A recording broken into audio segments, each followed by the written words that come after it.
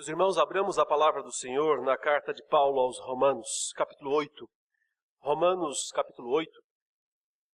Façamos a leitura do versículo 12 em diante. Nós vamos até o 30. Romanos, capítulo 8, versos 12 a 30. Este que é o grande capítulo do Espírito Santo em todas as Escrituras, onde mais se fala, mais se menciona a pessoa, a obra do Espírito Santo. Este capítulo tem muito a nos ensinar sobre nosso relacionamento com Deus, com o mundo e com o Espírito. Assim diz a palavra de Deus. Assim, pois, irmãos, somos devedores não à carne, como se constrangidos a viver segundo a carne. Porque se viverdes segundo a carne, caminhais para a morte. Mas, se pelo Espírito mortificardes os feitos do corpo, certamente vivereis. Pois todos os que são guiados pelo Espírito de Deus são filhos de Deus. Porque não recebestes o espírito de escravidão, para viverdes outra vez atemorizados, mas recebestes o espírito de adoção, baseados no qual clamamos, Abba, Pai. O próprio Espírito testifica com o nosso espírito que somos filhos de Deus. Ora, se somos filhos, somos também herdeiros, herdeiros de Deus e co-herdeiros com Cristo. Se com Ele sofremos, também com Ele seremos glorificados. Porque para mim tenho por certo que os sofrimentos do tempo presente não podem ser comparados com a glória a ser revelada em nós. A ardente expectativa da criação aguarda a revelação dos filhos de Deus. Pois a criação está sujeita à vaidade, não voluntariamente, mas por causa daquele que a sujeitou, na esperança de que a própria criação será redimida do cativeiro da corrupção para a liberdade da glória dos filhos de Deus. Porque sabemos que toda a criação, a um só tempo, geme e suporta angústias até agora. E não somente ela, mas também nós, que temos as primícias do Espírito, igualmente gememos em nosso íntimo, aguardando a adoção de filhos, a redenção do nosso corpo. Porque na esperança fomos salvos. Ora, esperança que se vê não é esperança, pois o que alguém vê, como o espera? Mas se esperamos o que não vemos, com paciência o aguardamos. Também o Espírito semelhantemente nos assiste em nossa fraqueza, porque não sabemos orar como convém.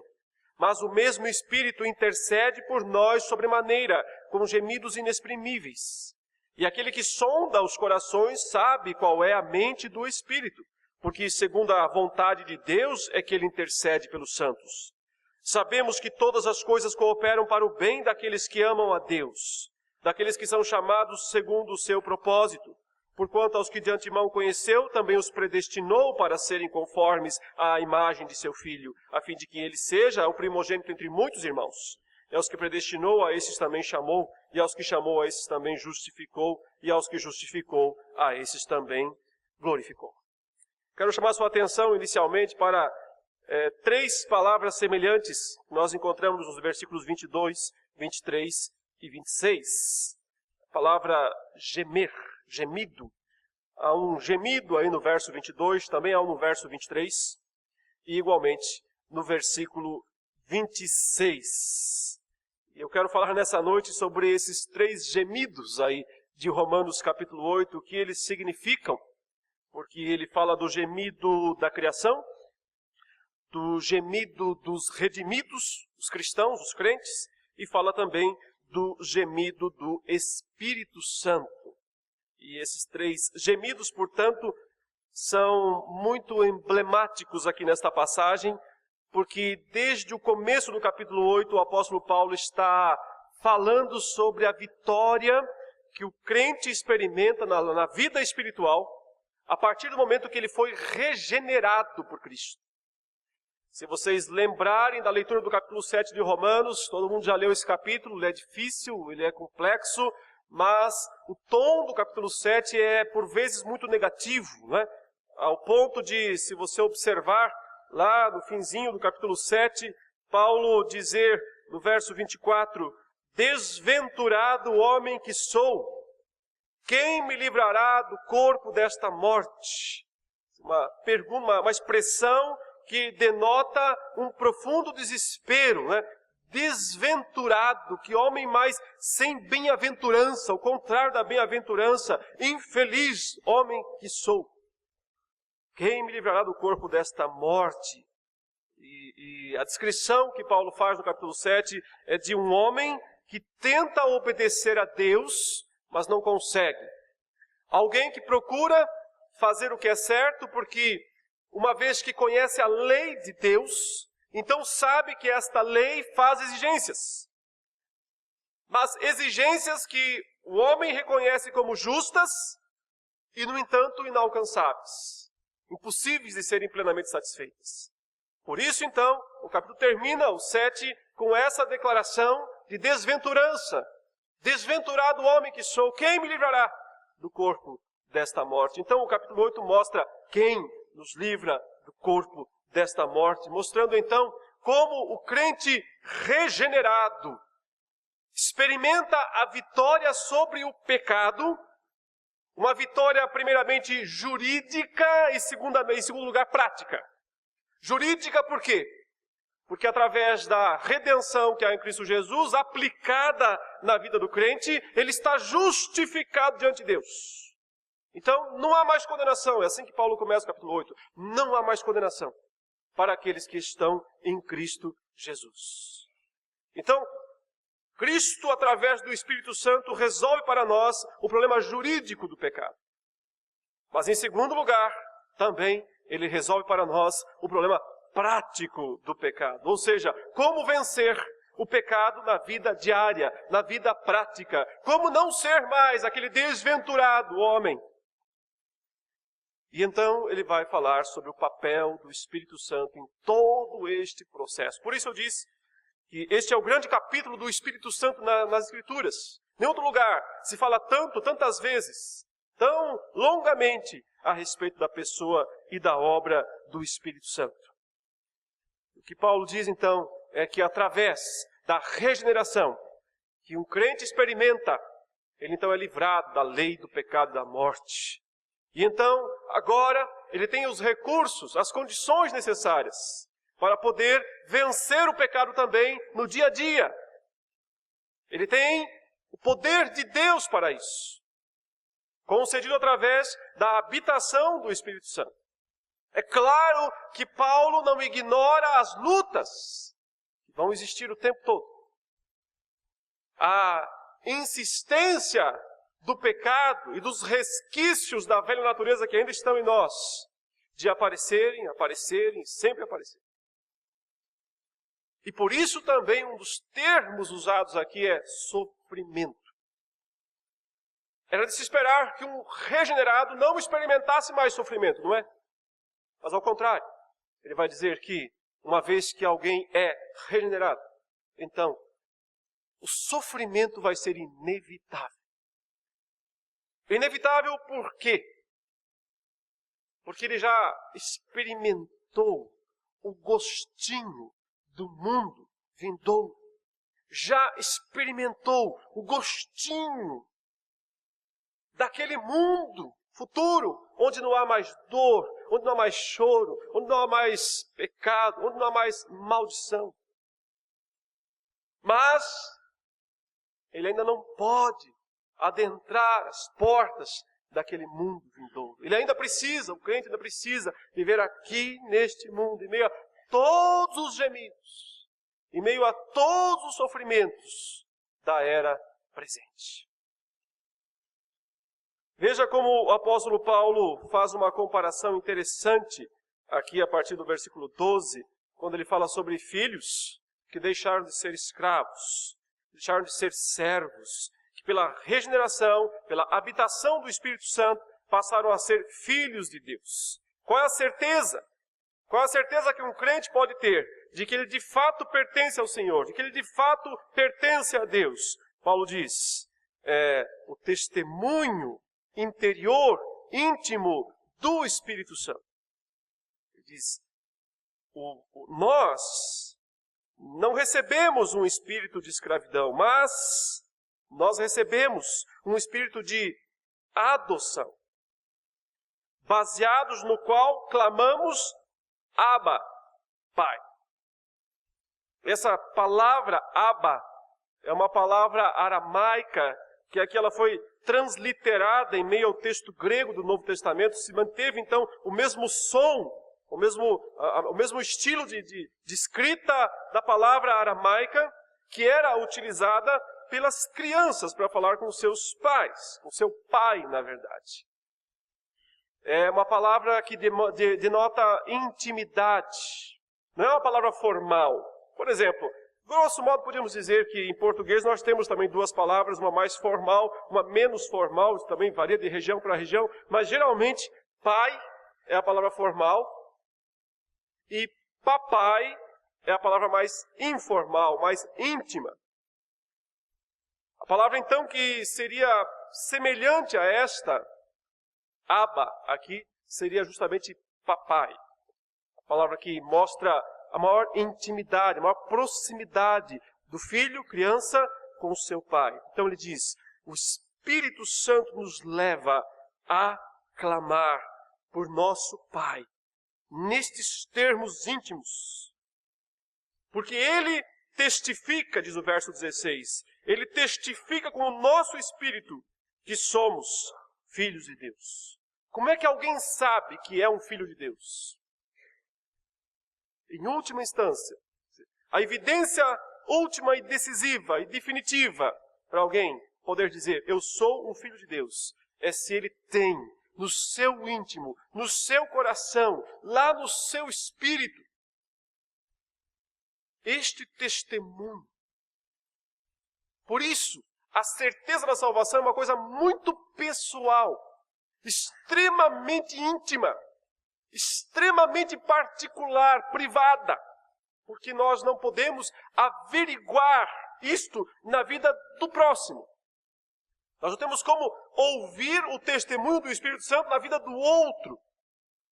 Nós podemos ver pelas obras, pelos frutos, os conhecereis. Mas ouvir somente a própria pessoa que ouve lá dentro do seu coração. Abba, Pai, lá dentro da sua alma. Você é um filho de Deus. Você é um filho de Deus. A segurança do Espírito Santo se dá através deste testemunho. Ela se concretiza em nós através desse testemunho. Por isso que o Espírito Santo nas Escrituras, geralmente, quase sempre, é sinônimo de selo, penhor, garantia. A garantia que Deus mesmo nos dá de que nós somos seus filhos. Ou seja, a garantia de que nós somos filhos de Deus, não somos nós quem oferecemos a Deus. Não somos nós quem produzimos para Deus. A garantia de que nós somos filhos de Deus é Deus mesmo, pelo seu Espírito, que oferece para nós. E que produz dentro de nós. Então Paulo dá um passo além e diz, e se somos filhos, também somos herdeiros. Se somos filhos, somos herdeiros, é claro. Somos a família, portanto há uma herança para nós. Que boa notícia, não é? Há uma herança. Que herança é essa? Qual é a herança que Deus tem para o seu povo? Todas as coisas. A terra, o mundo, tudo que nele há ou se contém. Todas as coisas. Sim, nós podemos dizer que nós somos herdeiros do mundo, do universo, do cosmos, toda a criação, de todas as coisas. Porque Deus criou todas as coisas para o seu Filho, Jesus. E como nós fomos colocados como seus irmãos, no caso, filhos adotivos de Deus, então o Pai e o Filho estão dispostos a compartilhar conosco a sua herança. Todas as coisas deste mundo e do mundo por vir compõem a nossa herança. Mas como pegá-la? Quando é que isso cai na minha conta? Quando é que finalmente eu poderei usufruir dos tesouros. Este é o ponto mal compreendido por tantos cristãos. E razão pelo qual há tantos erros, há tantas distorções quando se fala do Evangelho, de prosperidade e afins. Observe que Paulo diz: sim, nós somos filhos e, portanto, também somos herdeiros. Herdeiros com Deus e co-herdeiros com Cristo. Mas aí vem um condicional que todo mundo quer pular. Ele diz: se com Ele sofremos, também com Ele seremos glorificados. Tem aqui um ponto a ser cumprido. E essa parte os cristãos não querem participar. Eles querem a herança. Já. Agora. Mas não querem cumprir as condições necessárias para chegar até essa herança. Ele diz: primeiro o sofrimento, depois a herança. Porque a vida do cristão não pode ser diferente da vida do próprio Cristo. Foi isso que Cristo disse. O discípulo não pode achar que é mais importante do que o mestre. O discípulo não pode pensar que tem mais direitos do que o mestre. Não é assim? A vida de Jesus foi primeiro a cruz, depois a glória. Primeiro o sofrimento, depois o esmagar os seus inimigos. Não há coroa sem cruz.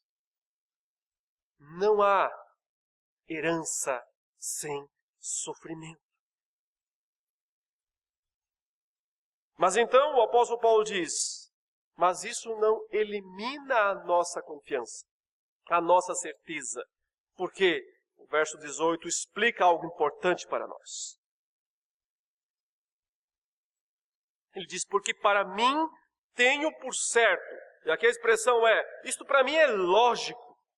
Esse é o termo, inclusive, grego. Isso é lógico. É a coisa mais lógica deste mundo. É a coisa mais certa deste mundo. O que é a coisa mais lógica desse mundo? O que é a coisa mais certa desse mundo? Que os sofrimentos do tempo presente, que nós temos que passar, está dizendo, sem eles não tem herança. Que os sofrimentos do tempo presente não podem ser comparados com a glória a ser revelada em nós. Então ele está dizendo, a herança compensa o sofrimento. A grandeza da herança, a grandeza do mundo vindouro, compensa o sofrimento do tempo presente. Na verdade, não dá para comparar, ele está dizendo. Porque são incomparáveis. Por maior que um sofrimento pareça neste mundo, ele é insignificante, Paulo está dizendo, em relação com a glória a ser revelada em nós.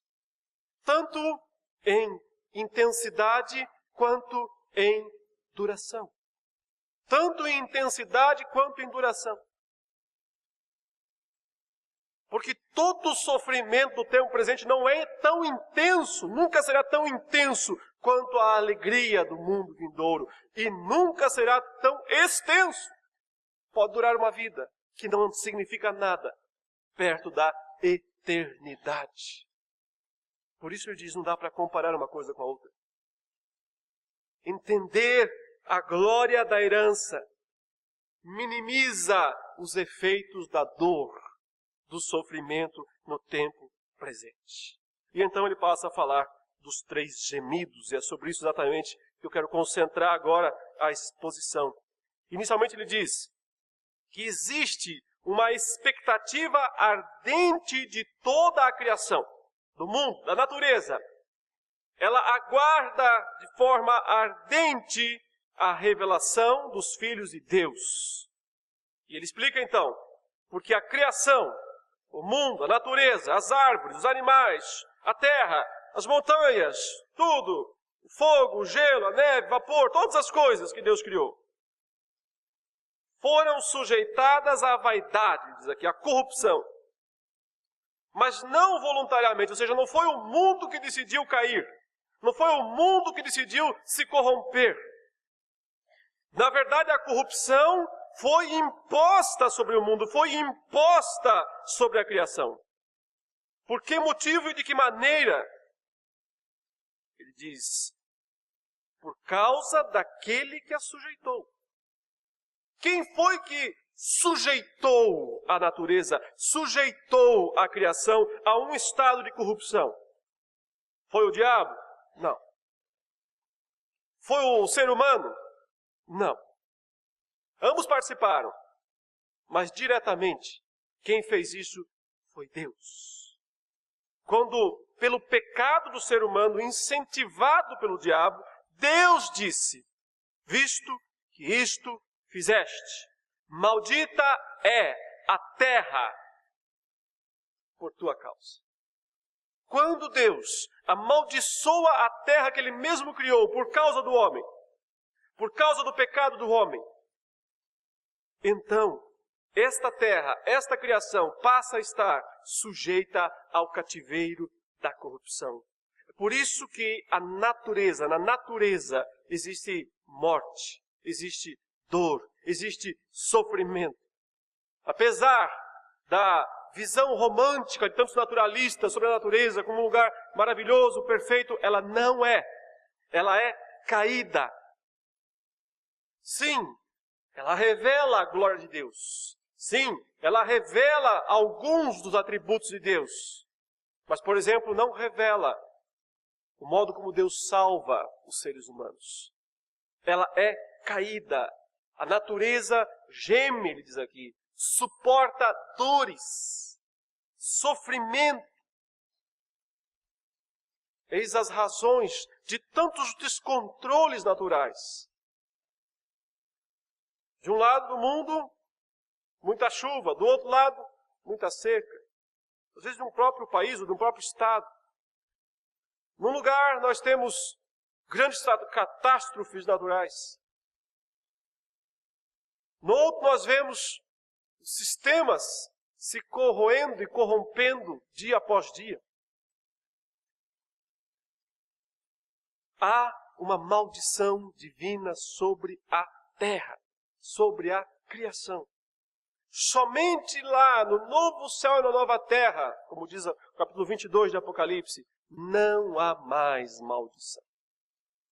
Enquanto Deus, Ele mesmo, não remover a maldição do mundo, nós veremos este gemido, este sofrimento da criação. Veja que ele diz, a criação está sujeita à vaidade, não voluntariamente, mas por causa daquele que a sujeitou, na esperança de que a própria criação será redimida do cativeiro da corrupção para a liberdade da glória dos filhos de Deus. Há uma esperança, portanto, na criação. Porque embora o Senhor a tenha amaldiçoado, Ele não a destruiu.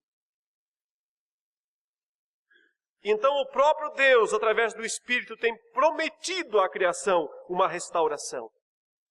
O fato de que um dia haverá uma nova terra, um novo céu, é a grande prova de que Deus vai redimir também a natureza, o mundo que Ele criou, todas as coisas que Ele criou. E então Ele diz, porque sabemos que toda a criação a um só tempo geme e suporta dores, angústias, até agora. Até o presente momento, Paulo escrevia, a natureza, toda a criação está gemendo e suportando dores. A expressão que ele usa aqui, suporta angústias ou dores, é o termo usado normalmente para descrever dores de parto. Dores de parto, sofrimento para dar à luz. Esta é a sensação da natureza de uma mulher grávida que está sofrendo dores para dar à luz.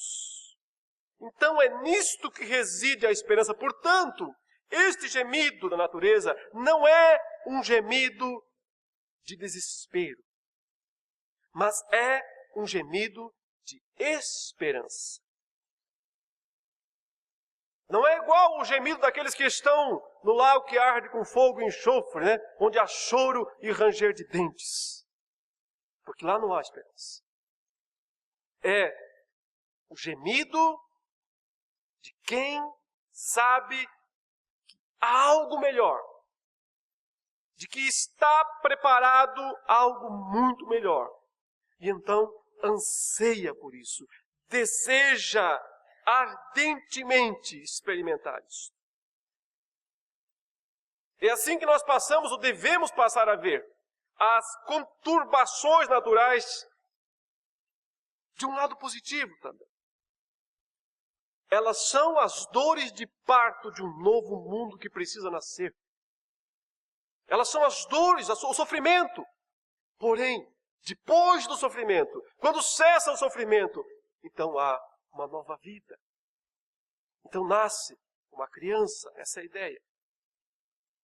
Hoje o mundo, de uma forma como todo sofre, geme. Mas lá na frente haverá novo céu e nova terra. Então este gemido, esse sofrimento, se provará como não algo vão, e sim como uma expectativa autêntica, digna pelo que há de vir. E é nesse sentido, então, que Paulo passa a falar do nosso próprio gemido. Ele diz, bom, esse é o da natureza. A natureza geme, suporta angústias, espera, anseia. Tem uma esperança pelo mundo por vir.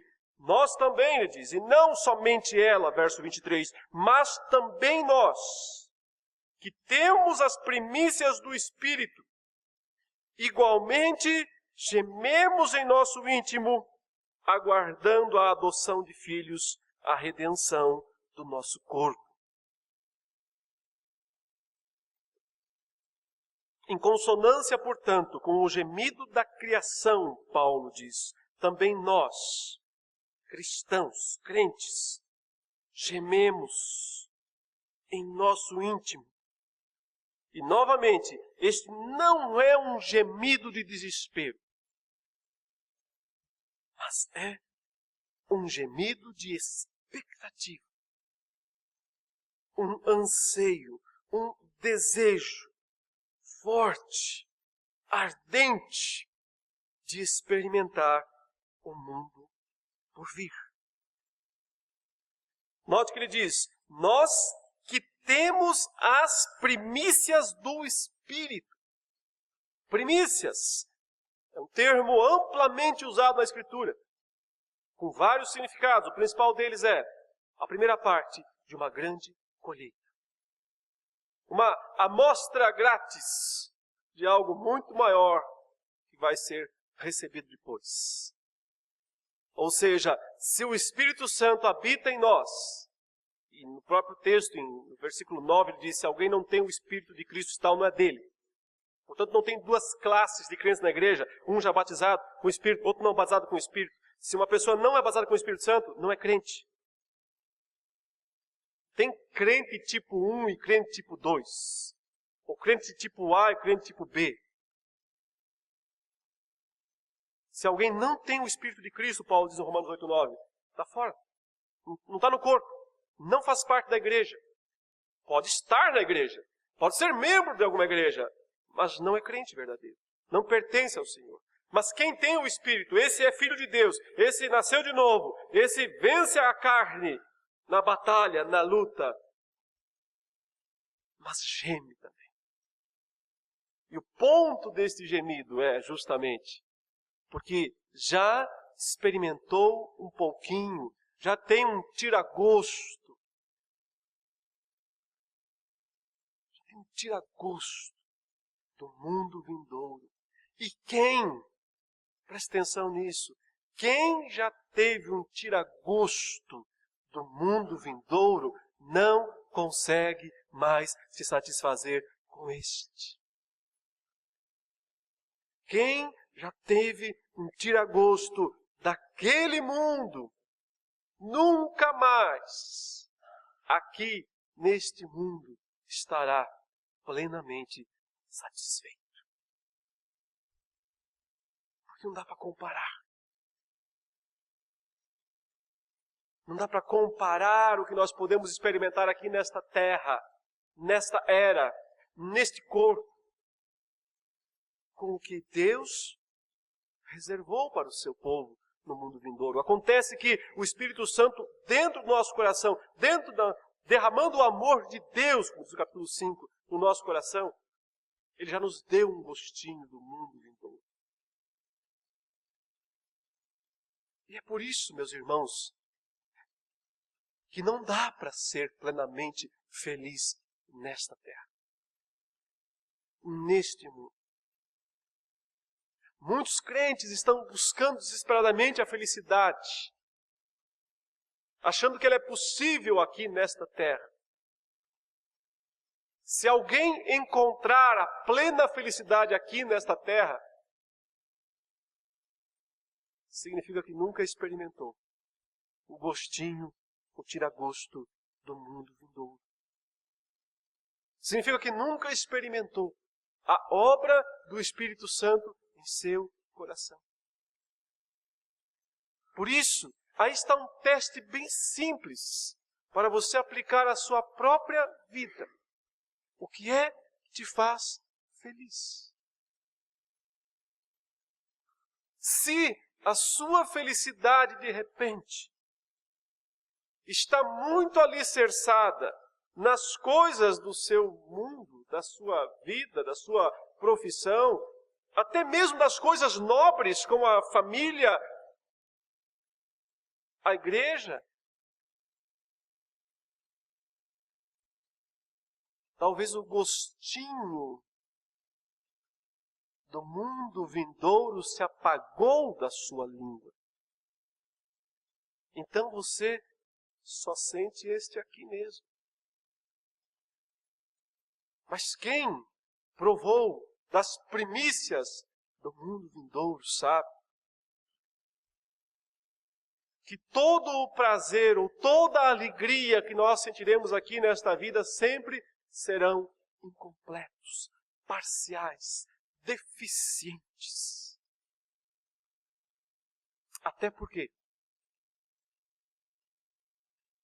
quem recebeu as primícias do Espírito Santo percebe de maneira mais aguda do que quem não recebeu a vocação que este mundo tem para a tragédia.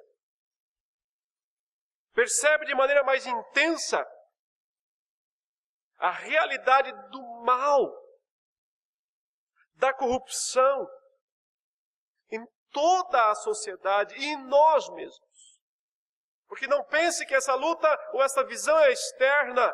Nós nos vemos muito bem. E nós sabemos, então, quanto estamos aquém do mundo por vir. Apegados demasiadamente às coisas insignificantes do nosso tempo, da nossa época. E de repente nós acordamos e percebemos isso. Então o pesar toma conta do nosso coração. Por sabermos, por entendermos que devíamos estar milhas à frente na nossa caminhada cristã, mas estamos lá atrás, no comecinho de tudo. Mal demos alguns passinhos trôpegos.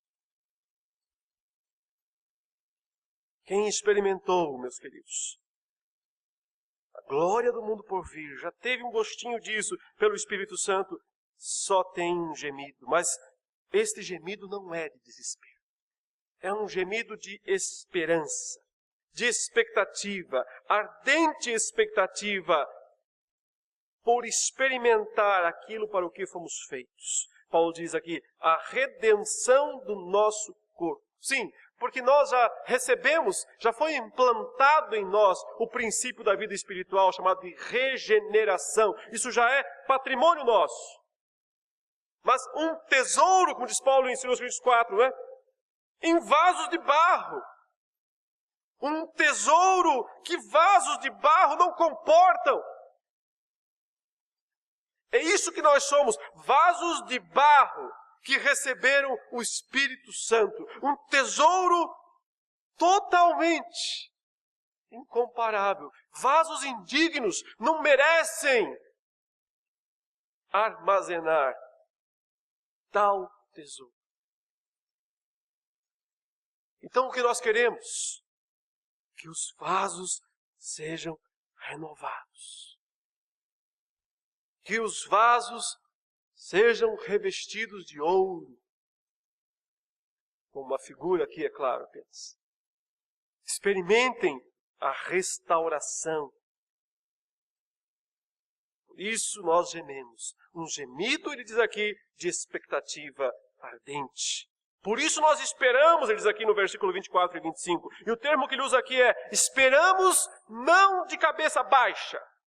Esperamos olhando alto, olhando por cima e para cima. Não é uma espera cabisbaixa, desanimada, do tipo, esse mundo é péssimo, mas eu tenho que ficar aqui, então vou ficar de outro jeito. A ideia é: esse mundo é péssimo, eu sei muito bem disso, ele não vai melhorar apenas porque eu quero. Mas os meus olhos estão fixos no mundo por vir. Então, eu posso olhar para ele altivamente. É uma esperança altiva, não uma esperança cabisbaixa. Uma esperança altiva. Porque ela mira naquele que venceu a morte, ressuscitou e está agora assentado à direita de Deus. Portanto, a criação espera o mundo por vir. A criação espera a redenção. Ela quer ser renovada. Ela quer ser revestida da incorruptibilidade. Ela quer experimentar a glória do mundo por vir, do novo céu e nova terra. Nós também, ele diz, esperamos que isso aconteça no nosso próprio corpo. Porque quando nós experimentarmos a renovação do nosso próprio corpo na ressurreição, nós teremos o corpo apropriado para o mundo por vir. O corpo preparado, pronto para aquele céu, para aquela terra novos, que o Senhor tem preparado. E aí então ele passa a falar do gemido do Espírito. E é nesse contexto que nós temos que entender essa expressão. A gente vê, eu já vi tantas bobagens escritas sobre esse gemido do Espírito Santo. Precisa entender o que ele significa exatamente nisso que Paulo está falando. Observe, ele diz, também, ou seja, estou falando do mesmo assunto, também o Espírito semelhantemente nos assiste em nossa fraqueza, porque não sabemos orar como convém. Mas o mesmo Espírito intercede por nós sobremaneira com gemidos inexprimíveis. E aquele que sonda os corações sabe qual é a mente do Espírito, porque segundo a vontade de Deus é que ele intercede pelos santos. Por que será que Paulo passa a falar de oração nesse ponto? Ele fala, olha, o Espírito nos ajuda e nos ajuda em nossa fraqueza porque nós não sabemos orar como convém. Mas ele parece que não estava falando de oração e de repente ele passa a falar de oração. Mas na verdade ele estava sim falando de oração, desde o começo. Porque ele disse lá no versículo 15 e 16, o Espírito baseados no qual clamamos Abba, Pai. Isso é uma oração. É uma oração a Deus. É se dirigir a Deus com aquela confiança de filho. Ele diz porque o Espírito testifica em nosso coração que somos filhos de Deus. E é deste modo que nós oramos ao Pai. Mas aqui ele fala, mas na verdade, frequentemente, nós nos esquecemos do modo correto de orar. Orar aqui, meus irmãos, não é orar pedindo coisas. Não é orar pedindo situações, concertos, da vida. Orar aqui é falar, é conversar, é relacionar-se com Deus. E o que ele está dizendo é, nós não sabemos fazer isso. Nós não sabemos conversar com Deus como nós devíamos conversar. Provavelmente, por quê? Porque ainda não compreendemos que os sofrimentos do tempo presente não se comparam com o que está preparado, com o que está vindo. Porque ainda muitas vezes sentimos por demais forte e atrativo o gosto deste mundo. E então, o gosto deste mundo abafa em nós o paladar do mundo por vir. Então, o que acontece é que nos colocamos em dessintonia com Deus, fora de sintonia. Deus está falando uma coisa, nós estamos falando outra. Ele está falando do mundo por vir, nós estamos falando deste mundo. Um exemplo muito simples, é só olhar na vida dos discípulos, conforme João relata. Desde o capítulo 12 em diante de João, o assunto de Jesus é: eu vou para Jerusalém, eu vou ser entregue, eu vou ser traído, eu vou ser morto, crucificado, eu vou ressuscitar, eu vou estabelecer o mundo por vir.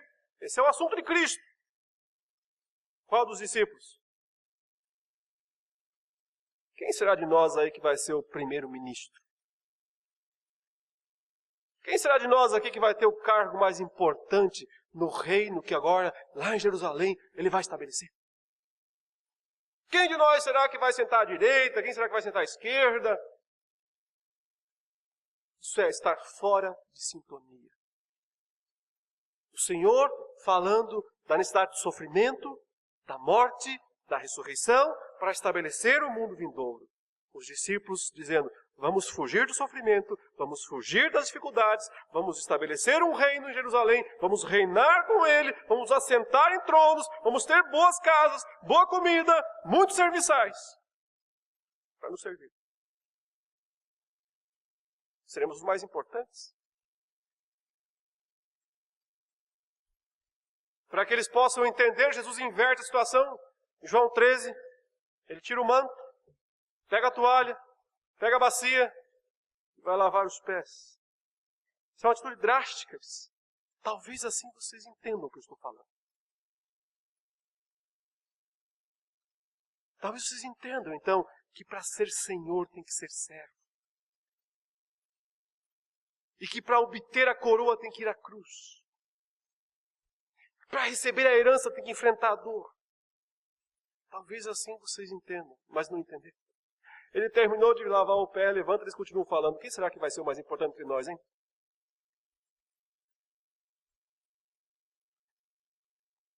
Esse é o ponto que Paulo está tratando aqui. O assunto de Deus, o assunto do Espírito, é o mundo por vir. É a herança incomparável que nós temos para receber.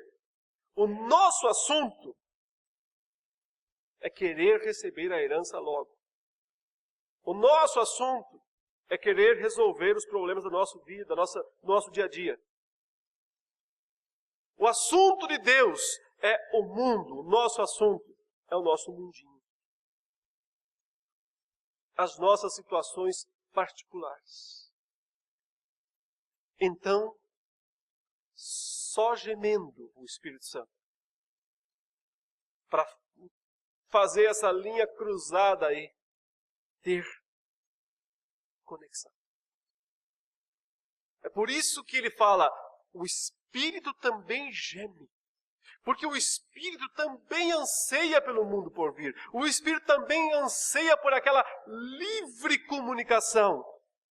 Quando Deus e os homens poderão falar de maneira absolutamente compreensível. Quando não será mais um falando de uma maneira ou de outra. Um falando de um assunto, outro de outro assunto. Quando o mesmo assunto, a mesma situação, será notada em Deus e no seu povo. Por isso que o Espírito Santo agora mesmo está intercedendo por nós com gemidos inexprimíveis. Ou seja, Ele está consertando a nossa comunicação com Deus. A nossa comunicação com Deus que está totalmente desconectada por causa que nós não temos ficado atentos ao que Deus deseja, ao que Deus quer, ao que Ele preparou, porque nós estamos por demais atentos ao que nós queremos, ao que nós desejamos, à nossa vida. Então o Espírito Santo precisa gemer mesmo, para conseguir colocar a nossa vida em sintonia com a vida de Deus, com os objetivos de Deus. Ele faz isso, meus irmãos, o verso 27 diz, e Deus recebe, porque aquele que sonda os corações sabe qual é a mente do Espírito, porque segundo a vontade de Deus é que Ele intercede pelos santos. De maneira que nós temos uma certeza, então, a de que todas as coisas cooperam para o bem daqueles que amam a Deus, daqueles que são chamados segundo o seu propósito. Eu vou parar a exposição nesse ponto, eu não vou seguir os próximos versículos, porque não há tempo suficiente, mas porque também resolve o propósito desta mensagem. Ele diz o seguinte: o que significa dizer que todas as coisas cooperam para o bem daqueles que amam a Deus? Significa dizer que uma pessoa, pelo testemunho interno do Espírito Santo em seu coração, chega a um estado na sua vida que ele consegue entender que o sofrimento do tempo presente não se compara à glória a ser revelada. Porque mesmo no sofrimento, mesmo na dor, mesmo na privação e na provação, o Senhor conduz o seu plano, conduz o seu povo, conduz a sua igreja ao mundo vindouro. Então, observe este bem. Todas as coisas cooperam para o bem. O que é este bem?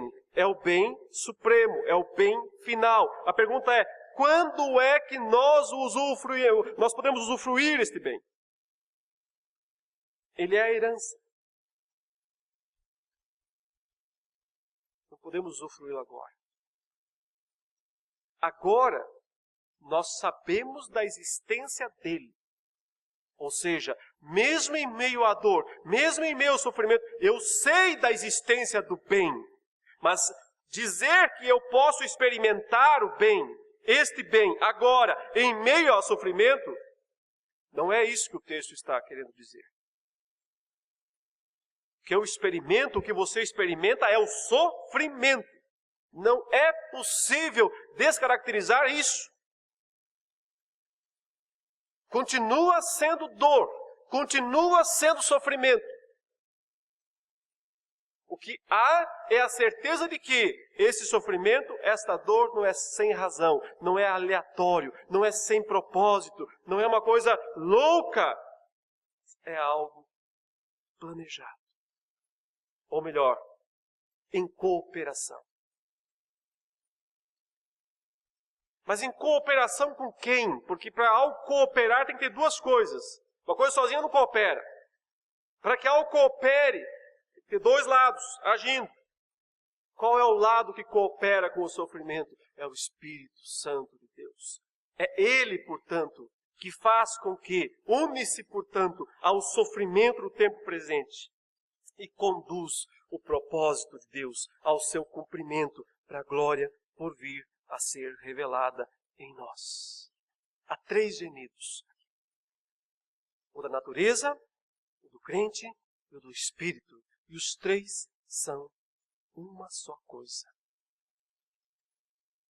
Os três estão no mesmo tom.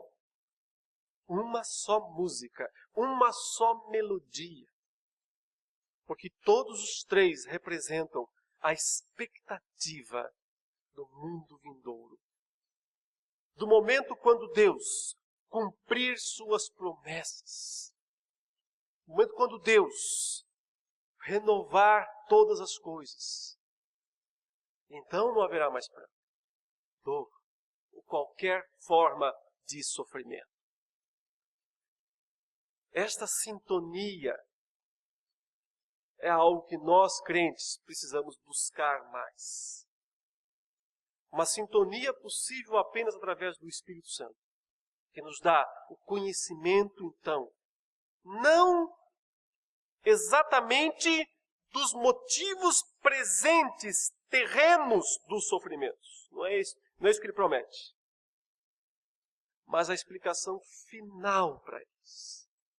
O que o texto diz é o bem, em última instância, para o qual todas as coisas correm e desaguarão no tempo certo e na hora certa. Olhemos então para os sofrimentos do mundo como dores de parto de um mundo melhor.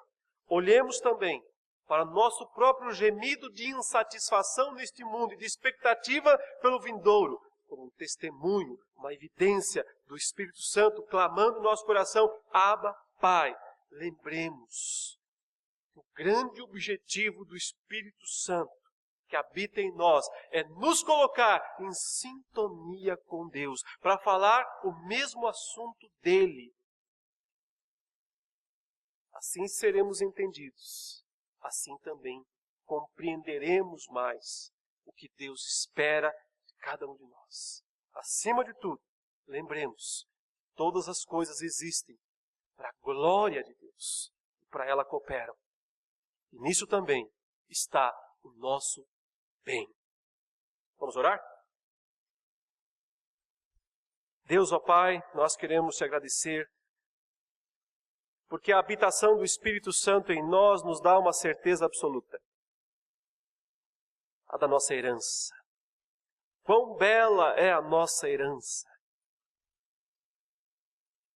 E como desejamos, ó Deus, usufruir dela em sua plenitude. Oriente-nos, ó Deus.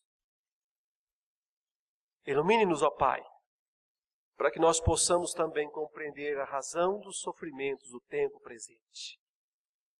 De maneira que, passando por eles, sabendo que nada pode nos separar do amor de Deus, cabeça erguida, contemplemos com firmeza a esperança que nos está garantida.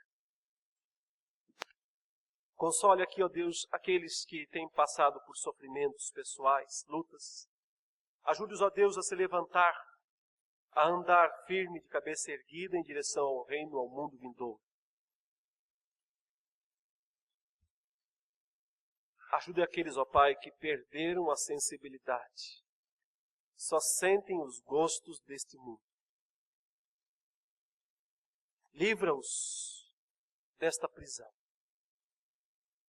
para que possam outra vez experimentar as primícias do mundo por vir, as primícias do Espírito, e assim ansiar mais uma vez, e assim desejar mais uma vez ardentemente ser revestido daquele corpo incorruptível que tu mesmo tens preparado para nós. Fortalece-nos, ó Deus, na nossa caminhada aqui neste mundo, para que sigamos em frente, seguindo o Mestre, no caminho da cruz, no caminho da glória, em nome de Jesus. Amém, Senhor.